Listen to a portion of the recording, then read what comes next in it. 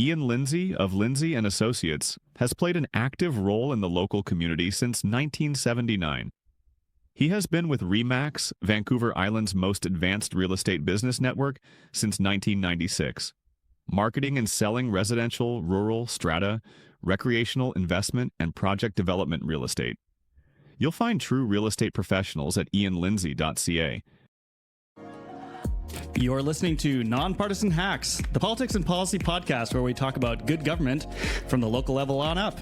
I'm Joel Grenz, a City of Parksville councillor. And I'm Sean Wood, also a Parksville councillor and mayoral candidate. Today we've got a guest who's done something not many people can say. He's been a city councillor, a 3-term mayor, a regional district chair, an MLA, and now running to lead a provincial party. That's a full political bingo card. Our guest is Peter Milobar, MLA for Kamloops Centre. Peter's career spans over 2 decades in public life, from the council table to the legislature, and we're going to dig into what he's learned along the way.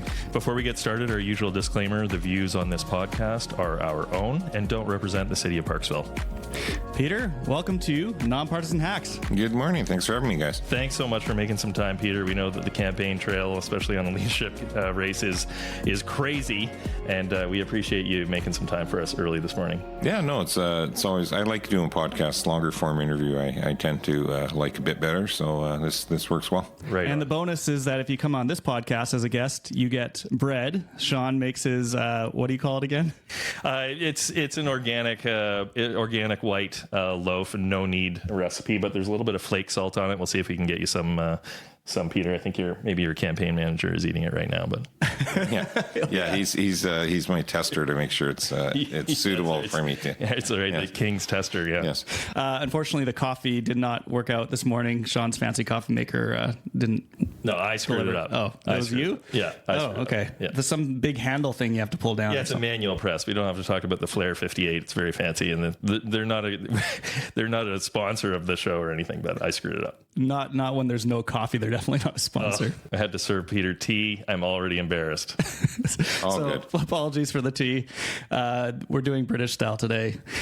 So let's maybe get into your political career here. I think you first got elected when you're 32. Is that correct? That's right, 2002. So there, I just gave away my age, I guess. Oh, but yeah, cat's out of the bag. Yeah. So Kamloops City Councillor, and you became the city's longest-serving mayor. If that's not... That's true, and for a time everyone was telling me I was the youngest mayor ever when I got elected, but Al Thompson, who is still alive, was the first mayor of Kamloops when it amalgamated, and he promptly corrected me that he was a little bit younger than me when he, and fair enough, I'll give Al that. So Cliff Branchflower was close. He was a couple months shorter than me, but Kamloops has been one of those cities that's always kind of turn their mayors over fairly frequently. So even three terms is not that common in Kamloops either. Well, I will admit that we have watched. So Sean and I like to watch other council meetings from other communities, and we have watched some Kamloops council meetings lately, and there's some interesting stuff there for sure. And we're going to leave that one right there. Yeah, we'll just Peter. So since you're talking to a couple of councillors, we're big local government fans. I sit on committees for FCM. I've been on the board of UBCM. Local government runs balanced budgets. And kind of always trying to not get things downloaded onto them, and really appreciate the 3-term mayor thing because it's a relatively nonpartisan role. You're just managing a city with your city manager and your council. Can you tell us a little bit about what you look back on those 3 terms as mayor? Yeah, I mean, in Kamloops, it's not a party system either. It's right. Not like a Vancouver or a Surrey, so. We had pretty diverse councils, all 3 of them. It was almost like the public said, well, that was a pretty diverse group of people. Why don't we add one more diverse person into the mix to see how he handles that? So I had other people that ran for either federal or provincial NDP or Green Party on that council. In fact, a councillor and myself both ran in the 2017 election when he ran for the Greens in a different riding, and I ran for BC Liberals at the time, and then we had another councillor around for the NDP. So We were always able to put all that aside, though, especially on the bigger structural things needed for the city. We definitely had long, dragged out debates, longer than I would have liked, around backyard chickens. He used to always say, look, A deep ideological issue for sure. yeah, and I would say, look, I don't want them in everybody's yard, but if you can convince 4 of your colleagues to get them, I'm not going to lose any sleep over it either, right? Like, I've got other things to worry about. And so I think that was really the key to it all. I came in 2008 when there was that economic meltdown happening around North America. So it really did require a council that was willing to look at doing things slightly differently. We were blessed that we had very strong senior management that were on board with it as well. So the two together, we were able to find efficiencies. We were able to work with the QP staff to find out what they thought would make their workplaces more efficient and still deliver the services needed. And as a result, we added at a time when people were getting rid of firefighters and getting rid of downsizing police forces, letting critical infrastructure just kind of wait until things got better. I get criticized sometimes because I campaign talking about delivering our sewage treatment plant on, and in my first campaign, but we did that. And I think if you're in North Vancouver right now, you kind of wish someone had actually some control over that project. We did it on time and on budget. We actually hired firefighters. We expanded and built a whole new fire hall, added 20 more firefighters to our complement. We added to our police force. We added parks. We stuck to making sure the core infrastructure was taken care of. And we did all that over that 9-year period at under the rate of inflation on average. So, it can be done. It takes a lot of hard work, but it takes that ability to park the partisan stuff when you're at the council table and actually do truly focus in on what your job actually is. And that was elected to worry about the city, not worry about the province, not worry about the country, and not worry about what's going on, down in Tennessee or somewhere else in the world. Are you throwing us a softball here, Peter, that you became mayor during the 2008, credit default swap crisis? Is there any similarities to the financial budget that we just heard the other day, and the province needing someone with that experience? Yeah, I mean, I'm our finance critic. I have been for the last 3 years, and this is by far the worst budget I think anyone has seen in terms of record deficits, record debt going up, but also that inability to find or really spell out clearly exactly what those efficiencies you're looking for are, or where they're going to come from. And I think ultimately that's what's concerning people, is that we know you're not going to solve a $13.5 billion deficit overnight. It should have never been allowed to grow that high, but it is what it is now. But spend the last year talking about how you're going to create a path and then not actually be able to show that path when you deliver the budget, I think that's the bigger concerning part. You can't just keep putting a number in a budget for next year that says things are going to get better without showing us the work. And I mean, last year they did the same thing. It showed that it was going to be a $10 billion deficit this year. Still bad, but better than it had been. And now we're back at 13.5. So seeing $10 billion next year's budget doesn't really mean anything to me, because the track record would say it's an irrelevant number. And you touched on it in the opening. Local governments have to operate without any deficit. And yes, they have debt, but they also have caps to that debt. They have to make sure that their debt doesn't exceed certain ratios for what they're able to borrow and reasonably pay back. And conveniently, the people that make the laws for municipalities, i.e. the provincial government, they make sure that they can just spend at will. And I don't think it's realistic to say a government would never run a deficit at a provincial level, but to not even attempt to stay away from it when local governments everywhere are forced to make very hard decisions on a yearly basis just seems a little strange to me, given the strength and the size of the public service and the expertise the province actually does have to tap on. It just seems it seems they're almost in reverse of how it should be. Well, you're throwing another softball here at us with being in local government.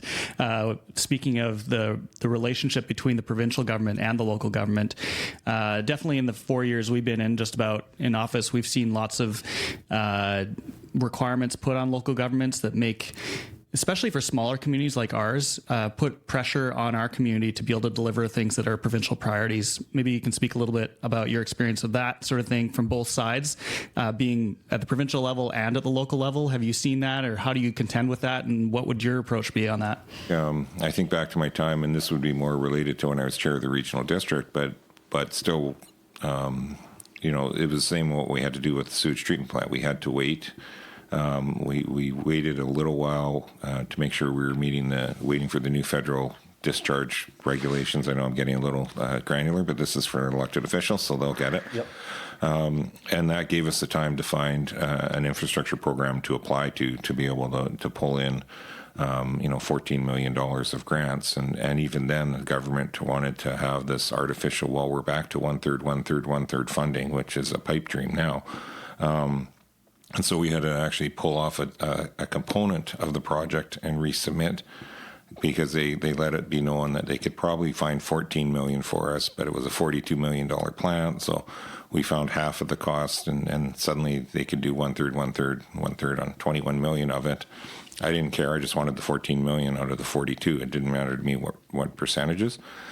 But the point being, there was always an infrastructure program to tap into. It was always oversubscribed, but there was always a federal provincial shared infrastructure pot to get into. And right now, we don't have that. So when the government says, well, when Eby became premier, he said, well, I just gave the cities $1 billion. Yeah, that was the only infrastructure money in the 5 years leading up to that, and there's been nothing since. And so, of course, people are having a harder time getting infrastructure projects done. So when I was chair of the regional district, we had gone in, and same thing, the water program was oversubscribed to about 8 to 1. We put down our list of 10 projects, and the minister said at UBCM, pushed the sheet back, said, thank you very much. Go back and prioritize this list and talk to us. And I said, push the paper back. I said, thank you. This is our list. And she said, no, but you need to prioritize this. I said, we have. And I said, and we'll get you the minutes of the meeting, but it was a unanimous vote. And this is a board of 26, 10 electoral area directors, and then a mix of municipal directors. And I said, this has been prioritized by the board unanimously. And one of our smaller water systems at the top, there was a medium-sized one in the middle. Like they were all over the map. There was no rhyme or reason to the size that the minister could figure out why we had prioritized them this way. So we kept bugging them year over year, and it took about 2.5 years. And at a time when every other regional district was fighting over their priority list on a fund that was 8 to 1 oversubscribed, we got all 10 funded. Because no one else could actually say with certainty which projects they wanted to happen or not. So that's when you're able to pull people together and work together and see the bigger picture. It sometimes takes a little bit longer, but on the aggregate, it's still way faster, and you can still get projects done. But the key to all of that is you actually needed the infrastructure program in place to actually apply to. And those have not existed for the whole time at NDP, but even federally, they've not created those. And they need to get back to doing that, to leverage those 3 levels of government's dollars to make projects actually happen. There are two sides of that then in terms of making that work. One is having that pot that people can subscribe to or apply to. And then the other side is actually at the local government level or the regional district you're talking in this case, having consensus and an agreement about how to move forward pretty quickly. So how do you even get to that? And I can see that being an issue looking at maybe how caucuses operate as well, as how do you get a caucus all around the same idea and priority list? You actually just make a bloody decision. That's how you do it, right? You have a conversation. You make sure people have access to the information. You basically make sure the group understands when a decision is needed by, and then you stick to it. And me mulling over technical reports for an extra 10 days is not going to change the technical report. It just gives me time to dither, second guess. Frankly, if I'm not trying to besmirch anyone in local government, but let's be honest, most people are going to read that package the day before, if you're lucky. A lot won't even have read it until they're sitting at the table talking about it. That's the reality of local government. People are busy, and if it's not a priority issue or topic area for them or a passion for them, they're not necessarily going to scrutinize it heavily. So dragging a decision out doesn't actually change the timeline of the decision making. It just drags out when you're actually going to get to that decision making, if that makes sense. So I've always found that's the best way, and that's what I find in Caucus. We have conversations around issues and topics. We share ideas. We figure out how we want to vote on something, and then we set that direction. And because of the pace of Victoria, when you're actually in session, the timeline piece kind of takes care of itself, because you just literally don't have the time, and you don't control the time when you're in opposition. The government controls when a bill comes forward for debate, when the votes happen. So you're really at the mercy of what the government tells you is going to happen in the schedule versus what you might like to do. Maybe before we switch to a different topic, you can give a little bit of your perspective on what you maybe wish you had known before you ran, and advice you may have for folks thinking of running for local government. We want to get the best possible local government people here in the province. So how do we get that? Well, so I didn't give it a whole lot of thought before I ran. I was watching my son's preschool soccer in the morning, and they came out with the list of candidates on the radio in the morning broadcast at around 9 o'clock or 10 o'clock. And I was like, oh, geez, I think I might have to do my civic duty. And phoned my wife, and she said, well, you should do it. And I said, well, we'll see. So we stopped by City Hall just before noon, and I made her go in to get the paperwork because I didn't want to go in. My family was reasonably well known, and a lot of people in City Hall would have known, and I didn't want to trigger anything that way in case I decided not to run. And maybe that was a little bit self-arrogant on my part given at the time, but, in your mind, you're thinking everybody knows who you are. Mm-hmm. And I'm famous in my own mind. Exactly, right? So anyways, I took out the paperwork, and then it was about 3:45, and we were sitting in the parking lot at City Hall till that same day because it was the last day of nominations, and I'm like, I don't think I'm going to take it in. She goes, you get in there and do that. You know you want to do it. So my wife kind of gave me the last nudge. So literally I was a day of... maybe I should do this. Actually, I had to leave town for a week or two for work right after that. So I was missing for the first part of the campaign, and was fortunate enough to get myself elected on the first try, and realized I had a skill set that was well positioned for the job. I was able to get a lot of big stuff done. I was fortunate the mayor at the time, Mel Rothenberger, had put me on a lot of fairly major committees. So I chaired our tournament capital committee, and in the first 9 months we went to a successful referendum to build out all our sports facilities in Kamloops. He put me on the arts commission, and we had to redo our arts and culture heritage plan that we're still working off of today.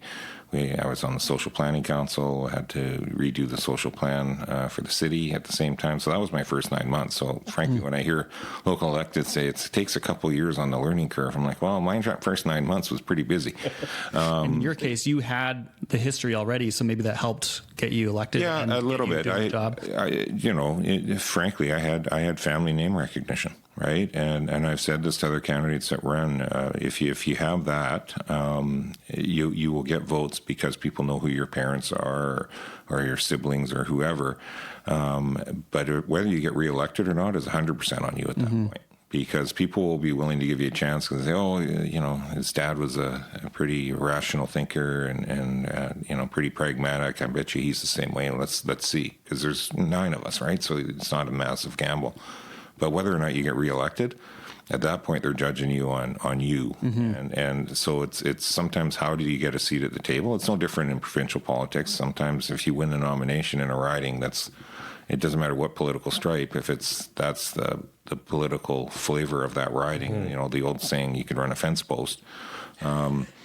Right, that's the same thing. So I don't apologize for that. That's a simple reality. I have been reelected 7 times, so I've been in 8 general elections. I've been elected 8 times. I think at a certain point I can say it's on my own merit. It should be your own name now. Yeah. So I mean, there's all of that. But what about the skills though, like that you brought? Yeah. Yeah. So I think what I see happen in most municipal elections is candidates get too hung up on promising or talking about a specific project as the sole reason that they're running. And if you're only running because of a project, you probably shouldn't run, because projects come and go, issues come and go. I firmly believe that the electorate really looks for your thought process. Like, we're all lay people at that table, right? I'm not a city planner. I don't have degrees in sewage engineering, and you're there for. I mean, I dabble a bit on the side. But, You're there to ask the right questions of the experts that you've brought in the room that did go to school for planning and all those types of things, and you're there to demonstrate and convey back to the staff and drill through the report and question the reports and the recommendations. Key being recommendation. Everyone says, "Oh, you just rubber stamp things." So it's a recommendation. Doesn't mean you have to do it.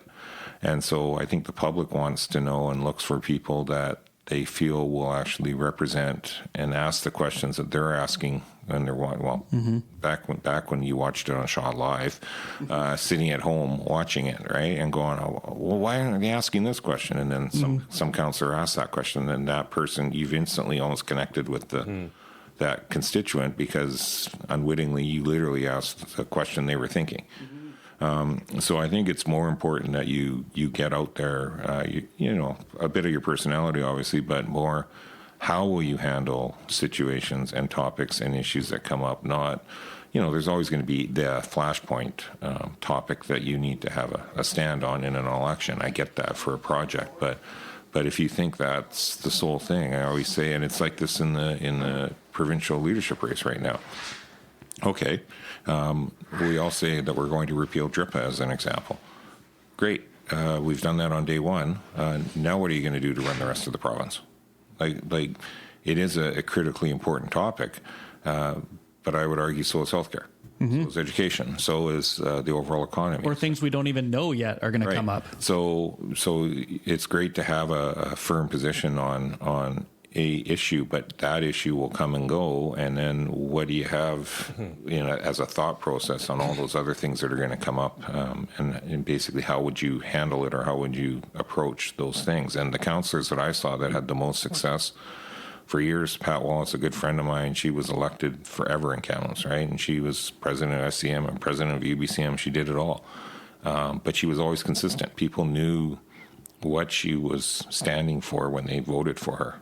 Right, and she didn't overly waver a whole lot. She wasn't all over the map, and she had, you know, she was a BC Liberal Socred, you know, free enterpriser, and she would have a lot of people that voted NDP provincially would still vote for her as a city councillor because they knew what they were going to get from her. And at the local level, I think people just want to know what's the value proposition I'm getting out of this person, basically, right? So. That makes me think of provincially, Peter, that, you know, we didn't see our closest trading partner go in a certain direction. But since you don't have that financial pillow to be able to kind of roll with tariffs and whatever else came our way, well, then you're going to point to that being the problem. But they weren't ready for that problem, which speaks to your point where, hey, you know, you don't know what's coming down the road, so be prepared, you know, financially or however it might be. Yeah, and if anyone thinks, I mean, it definitely was a shock to the system what's happened over the last year with the United States. But if anyone thinks that it's just going to be dialed back if you change who's in office down in the States, you're kidding yourself. If you think, what does anyone honestly think that a Democrat's going to run and say, you know what, I think we should shut back down that auto plant and move it back up to Canada? Democrats are typically more protectionist than Republicans. So now that door has been opened for the Americans to kind of rally around that protectionism, I'm hard pressed to see where any government is, Democrat or Republican, is going to meaningfully, you know, at least very publicly dial it back. You might be able to do through negotiation of trade deals, but it's forever changed. And you know, even things like the duties on the softwood. And let's remember that it was Joe Biden and Kamala Harris that actually had laid out that schedule of ever increasing duties. The current president just decided to continue on with that trajectory. We as a country, I think, take for granted or think sometimes that other countries are going to play nice in the sandbox like we try to, and they just don't, right? Not just the States, but China and other trading partners too, right? They take the gloves off and they protect their own very, very well, very quickly, and as a priority. So as a province, then, that behooves us to have plan A, plan B, plan C in order to be able to absorb any blows that come our way, I think is kind of what you're getting at there, Sean. Yeah.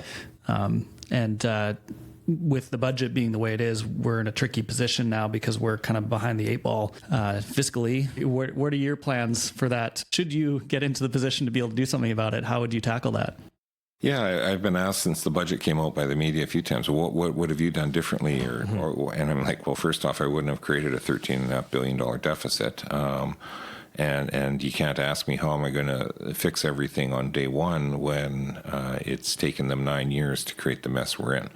So how do you eat an elephant? Well, yeah, and so I think it's about taking those steps, and it's a culmination of things that needs to happen, right? You need to actually, as a province, strive to grow our GDP growth higher than what the economists are even projecting it to be, and take them by surprise and actually exceed expectations, not accept mediocrity, not say, well, we almost hit what people projected a year ago we were going to do, so I guess that's okay. I come from a competitive sporting background. I believe you strive, you keep striving and striving, and if you're a little bit ahead, get further ahead. If you're a little bit behind, figure out a way to tie things up and get ahead. And I've always just believed that. So I don't see that happening with this budget. I don't see it happening with this government year over year over year. And that's where you think if they had just had a little bit of ambition as a government to actually exceed GDP targets over the 9 years they've been government, how different our books would look right now. It would be a massive change, and household incomes would be that much higher, and people would not be as freaked out. And so the fact they're not even attempting that, and nothing clearer than in the forest industry. They have managed decline year over year over year. They're not doing anything the industry's asking or unions are asking.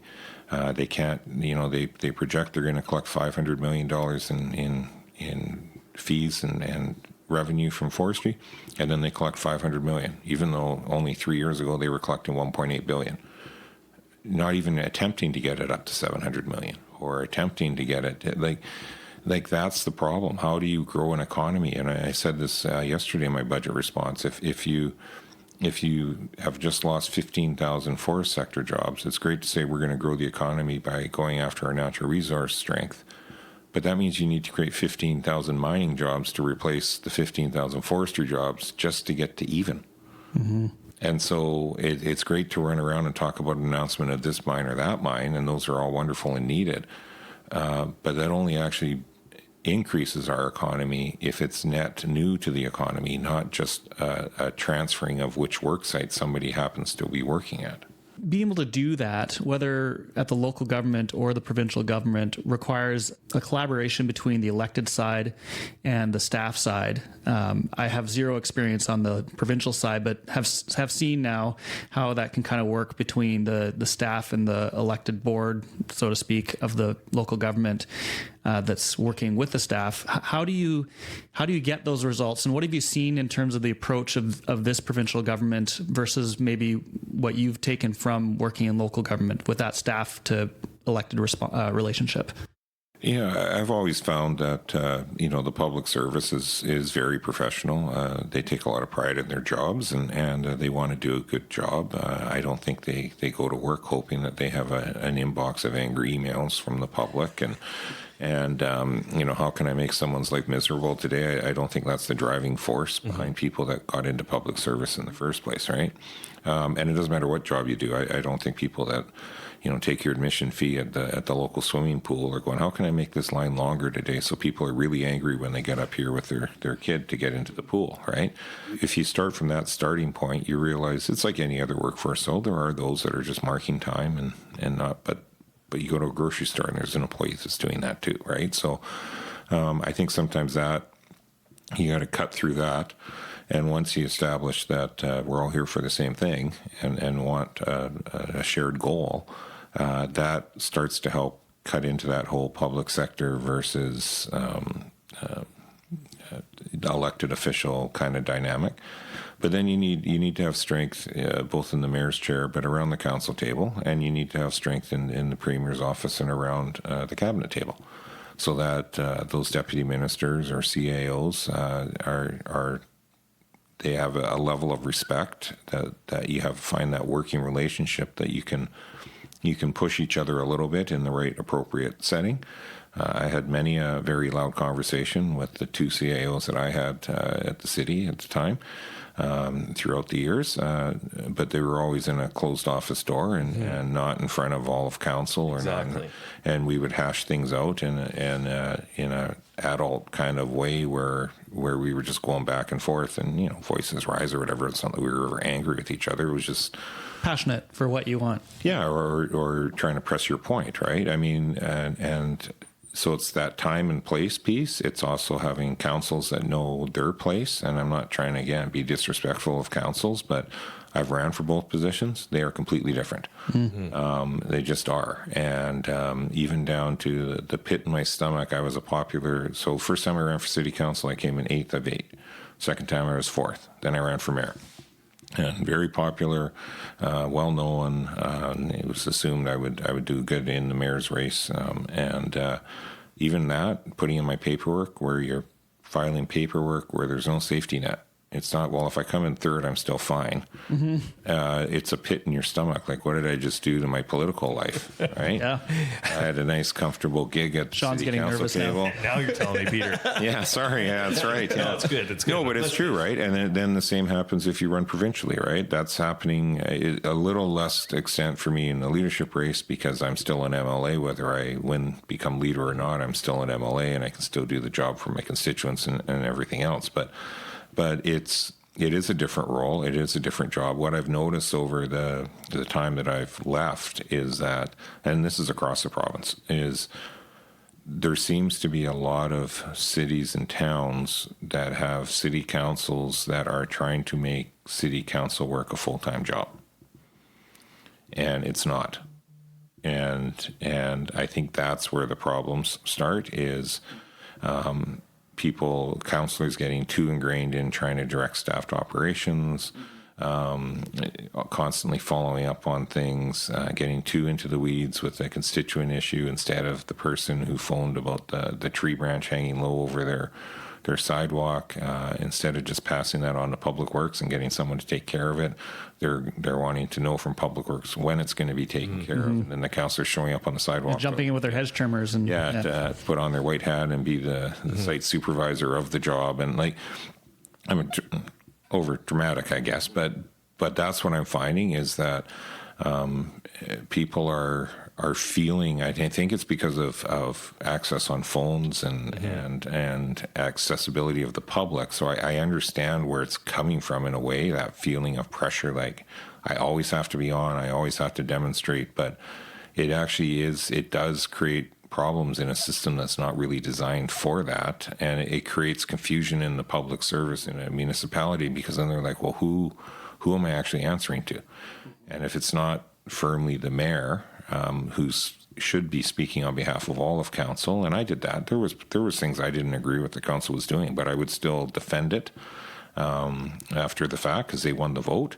I would make sure staff were still following through on those instructions and those directions, and so that built me credibility within the council that they could stay part-time because they trusted that I was following through on what their wishes were as well. So I think there's always that balance of just trying to make sure that things are.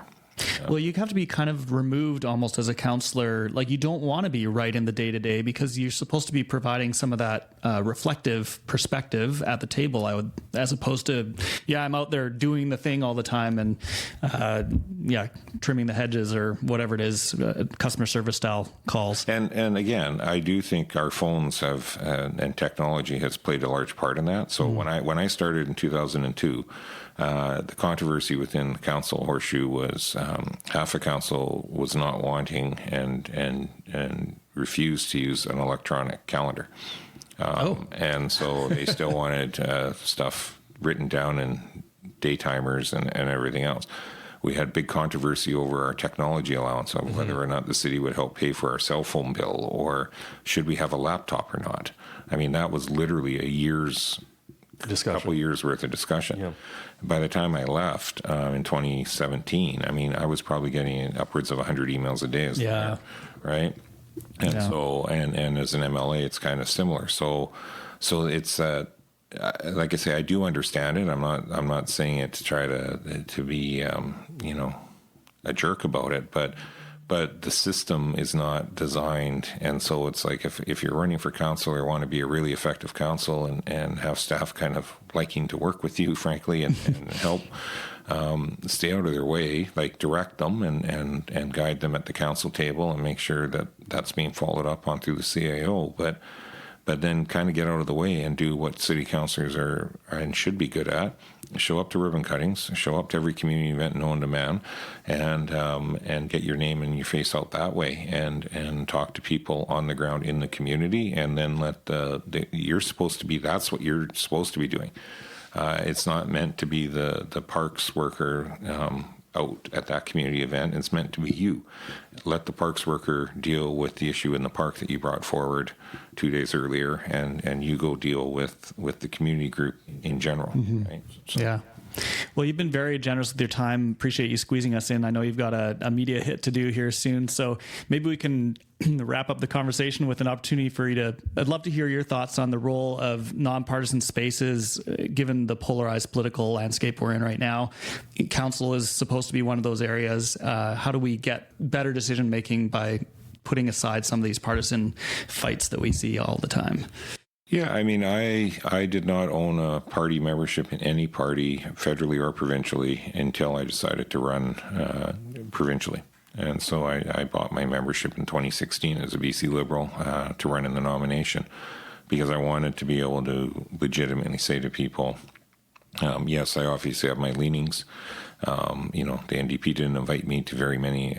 They never invited me to their fundraisers. I was invited to other fundraisers, and you say, well, I'll go to where I'm invited if my calendar works, right? And so I think there is that space, and I especially in communities the size of Parksville and Nanaimo and communities like Kamloops, the partisanship, I think, does a disservice at the local level. It's not, they aren't big enough cities. It's kind of like they're also not big enough cities to have full-time city councillors, right? You're not Surrey. You're not Vancouver. And so your populations don't necessitate that. The needs don't necessitate that. And it doesn't necessitate having the partisanship seep in. It doesn't mean you don't have, like I say, everyone knew the councillors that were green, quite literally green, and ran for the Greens. Like you can do that. We had councillors that ran federally for various parties and then come back to the council table. I guess I'm tipping off who around the council table ever actually made the leap to the next level was one person that's sitting here today.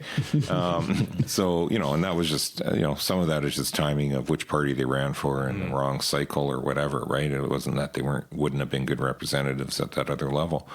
But so we were always able to kind of let people go off and do their thing and then come back to the council table. And I think it's incumbent on those that are even a little more partisan in their off hours to kind of take a beat and take a step back when they get to the council table and say, that's not what I'm here for today, right? I'm not here to praise the government unnecessarily. I'm not here to just take shots for the sake of taking shots.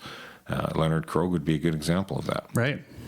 He has been pretty pointed, one of the more pointed critics of things that the government is doing, especially around addictions and public safety, crime and safety, and all of that. But he's also, at times worked with the government. So you got to kind of, again, know your lane and stay in your lane. I'm a big fan of that, right? I'm not a fan of provincial politicians that go running off out of their lane. We have very strong and capable MPs in BC, both parties. They can go to Ottawa and fight the fight in Ottawa, right? You don't need MLAs fighting the Ottawa fight. You don't need MLAs that wake up and see that something happened in Arkansas this morning, and so it's coming to BC for sure tomorrow, and suddenly it's the topic of the day because they saw something on a social media feed, right, from some publication somewhere, a left or a right-wing publication, doesn't really matter, right? It's like, well, what relevance does that have to do with what you're doing? What relevance would that have at the council table? And I actually had a media guy that would phone me up every morning around 6:30 and for his morning show and say, so this town, and it was always somewhere in the States, just past this, do you think Kamloops would ever do that? And finally I just said, I'm not doing this anymore. And he said, what? I said, because you're phoning me, you're asking me about something that council has never even remotely talked about, and then it gets torqued as if we are suddenly contemplating it because the mayor just made comment about, so I just stopped doing it. Yeah.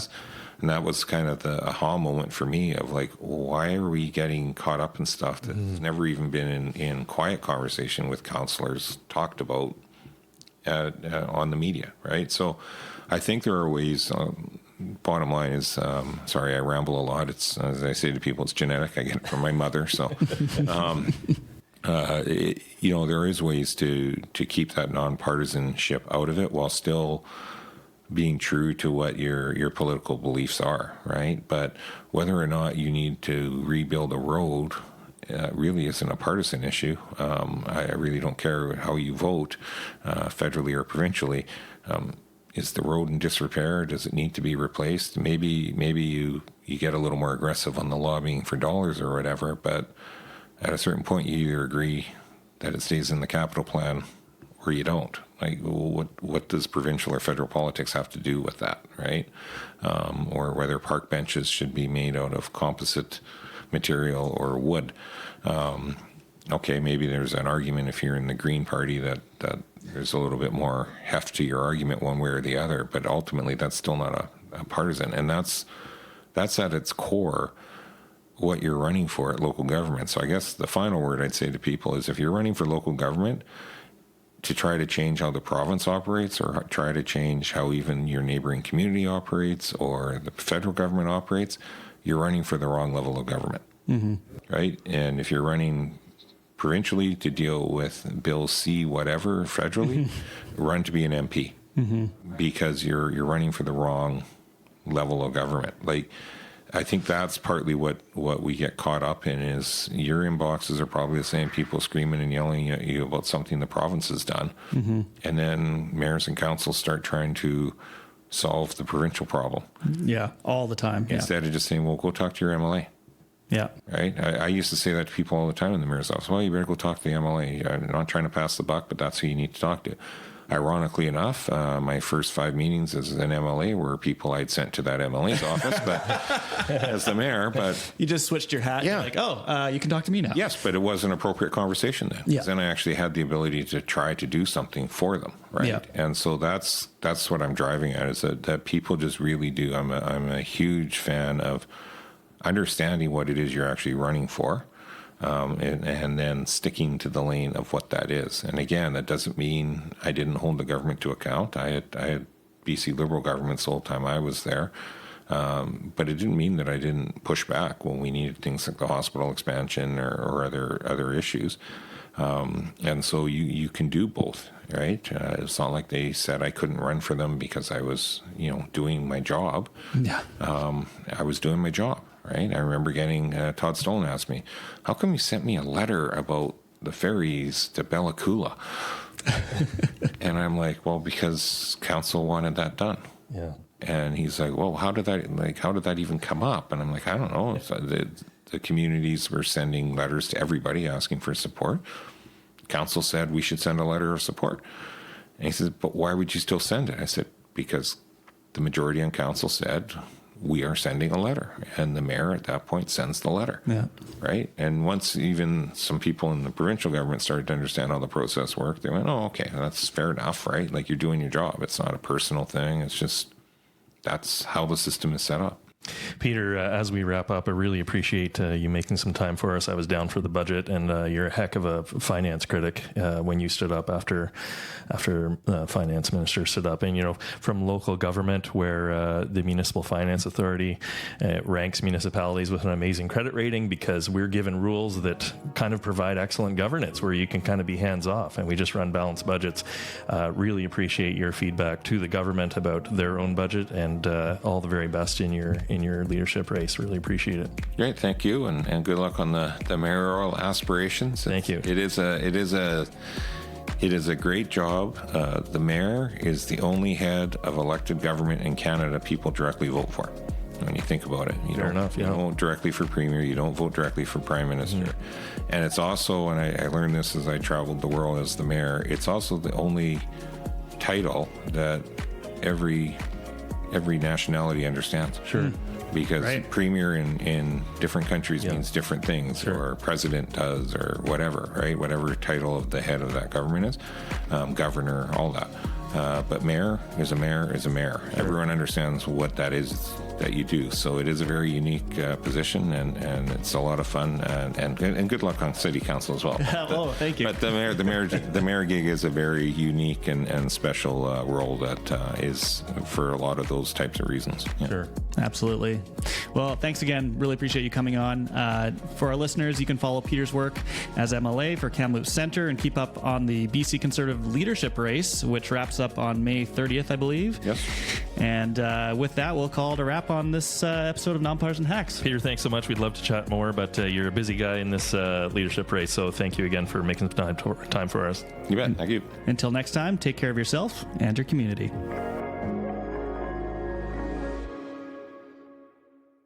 Ian Lindsay of Lindsay and Associates has played an active role in the local community since 1979. He has been with RE/MAX, Vancouver Island's most advanced real estate business network, since 1996, marketing and selling residential, rural, strata, recreational, investment, and project development real estate. You'll find true real estate professionals at ianlindsay.ca